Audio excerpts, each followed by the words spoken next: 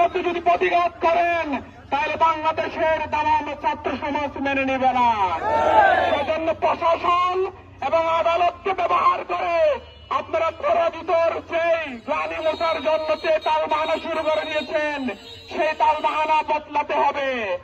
অবিলম্বে চাকসু ছাত্র সংসদ নির্বাচনকে অবিলম্বে আমাদের দাবি, একমাত্র দাবি বাংলাদেশের সমস্ত বিশ্ববিদ্যালয়ের নির্বাচনকে আবার পুনরায় নির্বাচন উন্মুক্ত পরিবেশ করতে হবে।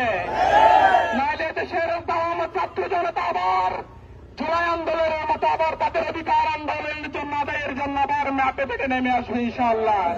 সেজন্য বলবো আমরা ছাত্র সমাজ, সুশৃঙ্খল ছাত্র সমাজ, আমরা কোন স্বৈরাচারী এবং কোন গণতন্ত্র হত্যাকারী কোন দল বা কোন গোষ্ঠীকে আমরা চাই না।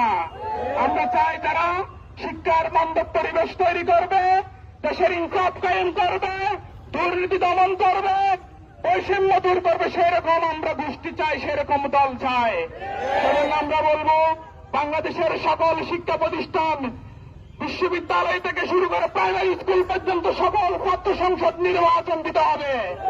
এই নির্বাচনের মধ্য দিয়ে ছাত্র রাজনীতির যে আমার আগামী দিনের দেশ পরিচালনার চালিকা শক্তি আমরা জানি বিশ্ববিদ্যালয় থেকে এবং শিক্ষা প্রতিষ্ঠান থেকে গঠিত হয়, সেখান থেকে দেশের নেতৃত্ব তুলে আসে। সেজন্য আমরা বাংলাদেশের প্রশাসন থেকে শুরু করে সমগ্র ছাত্র জনতাকে আমাদের চাকসু নির্বাচন যতদিন পর্যন্ত অবিলম্বে আমাদের চাকসু আমরা ফিরে পাবো না, ততদিন পর্যন্ত আমাদের আন্দোলন ইনশাআল্লাহ চলমান থাকবে।